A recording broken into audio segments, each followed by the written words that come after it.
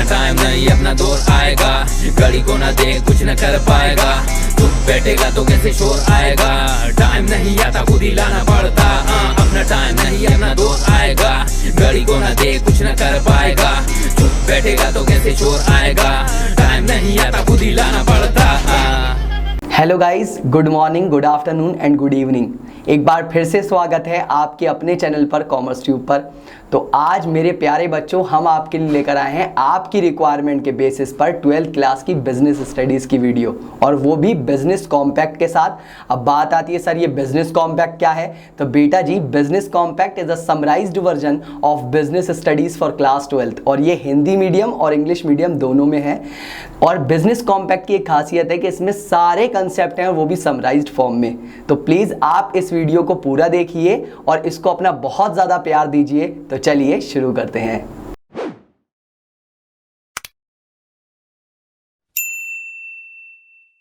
चलिए student start करते हैं अपना फर्स्ट चैप्टर, और हमारे फर्स्ट चैप्टर का नाम है प्रबंध की प्रकृति एवं महत्व। प्रबंध की प्रकृति एवं महत्व, और इसका फर्स्ट टॉपिक है प्रबंध क्या होता है, मैनेजमेंट क्या होता है। तो चलिए स्टार्ट करते हैं। ये अन्य व्यक्तियों के साथ मिलकर कार्य करने तथा करवाने की एक कला है। प्रबंध को क्या बोला है, कला। और कैसी कला, जो खुद काम करती है लोगों के साथ मिलकर और लोगों से करवाती है, इस कला को क्या बोला गया, प्रबंध बोला गया। लिम्ब नंबर 2, इसे प्रभावी, इफेक्टिव और कुशलता पूर्वक एफिशिएंटली संगठनात्मक लक्ष्यों को प्राप्त करने के उद्देश्य के साथ कार्य करवाने की प्रक्रिया के रूप में परिभाषित किया जा सकता है। बहुत ध्यान सुनेंगे, बड़ी कॉम्प्लिकेटेड सी डेफिनेशन लग रही है मगर बहुत आसान है। देखिए इससे पहले मैं आपको एक एग्जांपल देता हूं। जब आपका कोई कार्य खराब होता है तो लोग आपसे कहते हैं आपका प्रबंध अच्छा नहीं है, आपका मैनेजमेंट अच्छा नहीं है। इसका मतलब जहां मैनेजमेंट होता है, जहां प्रबंध होता है, वहां पर कार्य बहुत अच्छी तरीके से होता है, कार्य कुशलता पूर्वक होता है, कार्य प्रभावपूर्णता के साथ होता है। ठीक है, देखिए हर किसी डेफिनेशन के कुछ वर्ड उसकी जान होते हैं, हर किसी परिभाषा के कुछ वर्ड उसकी जान होते हैं, इसके भी कुछ वर्ड इसकी जान है।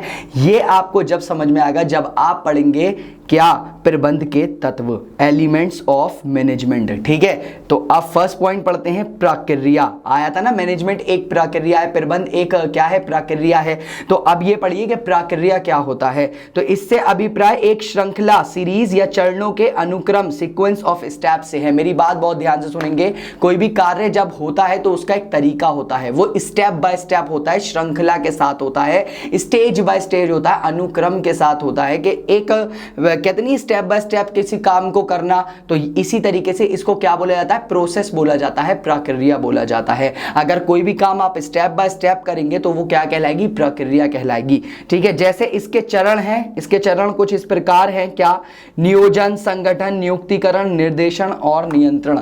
जब आप प्रबंध करेंगे तो आपको ये 5 चरण इस तरीके से करने पड़ेंगे। सबसे पहले नियोजन करेंगे, फिर संगठन करेंगे, फिर नियुक्तिकरण करेंगे, और फिर निर्देशन, और फिर लास्ट में नियंत्रण करेंगे। ठीक है, तो ये 5 क्या है, इसके चरण हैं जो एक के बाद एक होते हैं। जैसे फॉर एग्जांपल जब आप खाना खाते हैं तो खाना खाने से पहले हाथ धोते हैं, फिर खाना खाते हैं, फिर खाना खाने के बाद हाथ धोते हैं। ठीक है, तो ये क्या है, एक प्रक्रिया है कि आप स्टेप बाय स्टेप चलेंगे तब आपका प्रबंध होगा। ठीक है, तो नंबर सेकंड पॉइंट इज कुशलता, एफिशिएंसी। अब सर कुशलता क्या होता है, एफिशिएंसी क्या होती है, तो इसका अभिप्राय कार्य को न्यूनतम लागत पर पूरा करने से है। लागत मतलब क्या होती है, इसमें लागत कम होती है। आप संसाधनों का इष्टतम प्रयोग करेंगे, क्या करेंगे, इष्टतम प्रयोग, that is optimum utilisation of resources. आप ज्यादा पैसे नहीं खराब करेंगे, मतलब फॉर एग्जांपल आप इतने पैसे लगाएंगे, इतने रिसोर्सेज यूज करेंगे, इतने संसाधनों का प्रयोग करेंगे इष्टतम, कि आपकी लागत क्या ना हो, ज्यादा बढ़े ना, आपकी लागत क्या है, कम आए। तो इस तरीके से संसाधनों का प्रयोग करना कि आपकी लागत क्या हो जाए, कम हो जाए। ठीक है,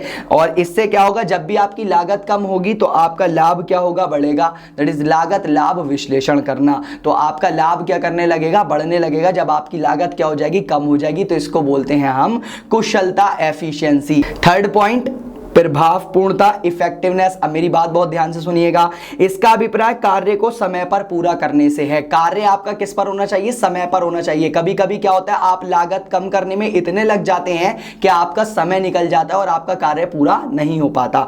तो आपके अंतिम परिणाम आपको समय पर प्राप्त करना, दैट इज इफेक्टिवनेस, प्रभावपूर्णता। आप पढ़िए वो ऊपर वाली डेफिनेशन, आपको अब समझ में आएगी कि प्रबंध एक ऐसी प्रक्रिया है जो काम करती है, कार्य करती है और और करवाती है, और वो भी संगठनात्मक लक्ष्यों को ध्यान में रखते हुए प्रभावपूर्णता के साथ और कुशलता के साथ। चलिए स्टूडेंट, सेकंड टॉपिक स्टार्ट करते हैं, और सेकंड टॉपिक है हमारा प्रबंध की विशेषताएं या लक्षण, कैरेक्टरिस्टिक्स और फीचर्स ऑफ मैनेजमेंट। अब बच्चे कुछ इसी में कंफ्यूज हो जाते हैं कि सर कैरेक्टरिस्टिक्स और फीचर सेम होते हैं, विशेषताएं या लक्षण सेम होते हैं। जी हाँ बेटा जी, सेम होते हैं। तो चलिए स्टार्ट करते हैं। प्रबंध एक लक्ष्य अभिमुख प्रक्रिया है। Management is a goal oriented process. मतलब प्रबंध करा क्यों जाता है? ताकि आप अपने संगठनात्मक लक्ष्यों को प्राप्त कर सकें, आप अपने संगठनात्मक लक्ष्यों को पूरा कर सकें। ठीक है, इसका लक्ष्य संगठनात्मक उद्देश्यों को प्राप्त करना होता है। नंबर सेकंड, विभिन्न संगठनों के अलग अलग लक्ष्य हो सकते हैं। मतलब जैसा संगठन उसका वैसा लक्ष्य है। बेटे अगर स्कूल है, विद्यालय है, तो उसका लक्ष्य क्या होगा? अपने बच्चों को अच्छे तरीके से पढ़ाई देना, हाई क्वालिटी की एजुकेशन देना। और अगर हॉस्पिटल्स हैं तो उनका क्या लक्ष्य होगा? अपने पेशेंट्स को इस तरीके से देखना ताकि वो स्वस्थ हो जाए, उसका अच्छे से ट्रीटमेंट करना। ठीक है। नंबर सेकंड पॉइंट, प्रबंध व्यापक होता है। Management is pervasive. अब ये क्या होता है मैं आपको बताता हूं। ये एक सार्वभौमिक तथ्य है, यूनिवर्सल फैक्ट है। मतलब प्रबंध बेटे कहीं पर भी लगा दो, पढ़ाई से लेकर शादी तक। सर जी प्रबंध पढ़ाई से लेकर शादी तक? हाँ बेटा, पढ़ाई करोगे तभी तो शादी होगी। तो बेटे प्रबंध पढ़ाई से लेकर शादी तक बेटे प्रबंध कहीं पर भी लगा सकते हो। ठीक है, चाहे आपकी संगठन बड़ी हो या छोटी हो, ये सभी संगठनों में आवश्यक है। चाहे बड़ा हो या छोटा, लाभकारी हो या गैर लाभकारी संगठन हो, यहां तक कि अस्पताल और स्कूल, आपको हर जगह क्या मिलेगा बेटे? प्रबंध मिलेगा। चाहे बड़ा संगठन हो, छोटा संगठन हो, चाहे लाभ कमाने वाला संगठन हो, गैर लाभ कमाने वाला संगठन हो, आपको प्रबंध हर जगह मिलेगा। आपको प्रबंध हर जगह मिलेगा, यहां तक कि अस्पताल में भी प्रबंध मिलेगा, स्कूल में भी प्रबंध मिलेगा। ठीक है, चलिए थर्ड लिंब, संपूर्ण विश्व में प्रबंध की अवधारणा का प्रयोग किया जाता है। काम करने का तरीका अलग हो सकता है, मगर बेटे प्रबंध आपको हर जगह मिला जाएगा। दैट इज आपको मिल जाएगा। जैसे फॉर एग्जांपल बेटे यूएसए, अमेरिका, ऑस्ट्रेलिया, आपको यहां पर भी क्या मिलेगा बेटे? प्रबंध मिलेगा। ठीक है, ये नहीं कि बस प्रबंध कहां पाया जाता है? इंडिया में पाया जाता है, ऐसा नहीं है। यूनिवर्सल एप्लीकेबिलिटी है, पूरी दुनिया में आपको क्या मिलेगा बेटे? प्रबंध मिलेगा। ठीक है, चलिए थर्ड पॉइंट, प्रबंध एक सतत प्रक्रिया है। Management is a continuous process. Continuous process, सतत प्रक्रिया का मतलब क्या होता है बेटे? लगातार चलने वाली प्रक्रिया। ठीक है, जो कभी खत्म ना हो। ठीक है, ये एक सतत या कभी समाप्त नहीं होने वाला कार्य है। मतलब ये नहीं कि आपने एक बार प्रबंध का यूज करा, एक बार स्कूल में प्रबंध लगाया, अब आप अगली बार नहीं लगाएंगे, ऐसा नहीं है। प्रबंध हमेशा चलता रहेगा। ठीक है, प्रबंध के सभी कार्य सभी प्रबंधकों, मैनेजर्स द्वारा निरंतर निष्पादित परफॉर्म किए जाते हैं। जिस कार्य की जब जरूरत होती है, प्रबंधक उस कार्य का प्रयोग करता है और सफलतापूर्वक अपने कार्य को पूरा करता है। फोर्थ पॉइंट, प्रबंध एक सामूहिक क्रिया है। Management is a group activity. बेटा प्रबंध अकेले नहीं किया जा सकता। प्रबंध के लिए आपको क्या चाहिए बेटे? टीम चाहिए, ग्रुप चाहिए। ठीक है, आपके लिए क्या है? एक सामूहिक क्रिया, एक समूह चाहिए आपको, तब आप प्रबंध कर पाएंगे। ठीक है, एक अकेला व्यक्ति प्रबंध कभी भी नहीं कर सकता। और आपको टीम के साथ, समूह के साथ साथ बेटे समन्वय भी चाहिए, कोऑर्डिनेशन भी चाहिए, तभी प्रबंध अच्छी तरीके से हो पाएगा। संगठन के सदस्यों के रूप में वे संगठनात्मक लक्ष्य को प्राप्त करने के लिए मिलकर कार्य करते हैं। ठीक है, चाहे ताकि संगठन के लक्ष्य पूरे हो सकें, तभी सारे लोग मिलकर संगठनात्मक लक्ष्यों के लिए काम करते हैं। सामूहिक क्रिया है। ठीक है, इसके लिए सामूहिक कार्य, टीम वर्क और समन्वय, कोऑर्डिनेशन की आवश्यकता होती है। ठीक है, आपके पास टीम है और उसके साथ समन्वय भी होना चाहिए। ये नहीं कभी कभी टीम होती है, आपस में इतने लड़ाई झगड़े होते हैं कि बेटे संगठनात्मक लक्ष्य भी पूरे नहीं हो पाते। ठीक है, फिफ्थ पॉइंट बेटे, प्रबंध एक गतिशील कार्य है। Management is a dynamic function. अब देखिए प्रबंध एक गतिशील कार्य है। गतिशील मतलब वातावरण के अकॉर्डिंग आपको क्या करना पड़ेगा? अपने आप को चेंज करना पड़ेगा। जैसा एनवायरनमेंट आपसे चाहता है, जैसी जरूरत है एनवायरनमेंट को, वातावरण को जैसी जरूरत है, आपको वैसे ही प्रबंध को भी क्या करना पड़ेगा? चेंज करना पड़ेगा, उसमें परिवर्तन करना पड़ेगा।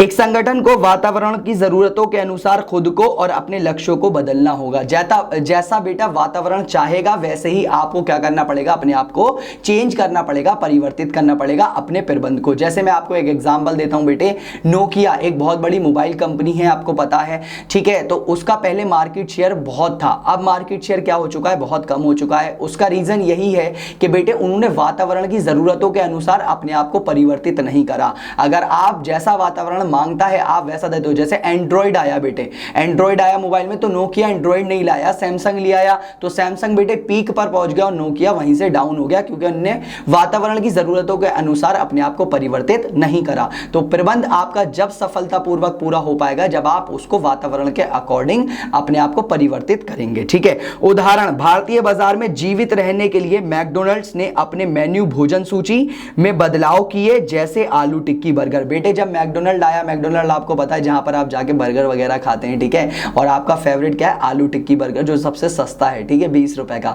तो जब मैकडॉनल्ड आया तो उन्होंने ये देखा कि अगर मुझे इस मार्केट में सर्वाइव करना है, जीवित रहना है, तो मुझे क्या करना पड़ेगा, आलू टिक्की बर्गर लॉन्च करना पड़ेगा जो सस्ता है, ताकि यहाँ के सारे लोग उसको खरीदें और खाएं। ठीक है, तो आपको टाइम टू टाइम, समय के साथ साथ वातावरण की जरूरतों के अनुसार अपने आप को परिवर्तित करना पड़ेगा।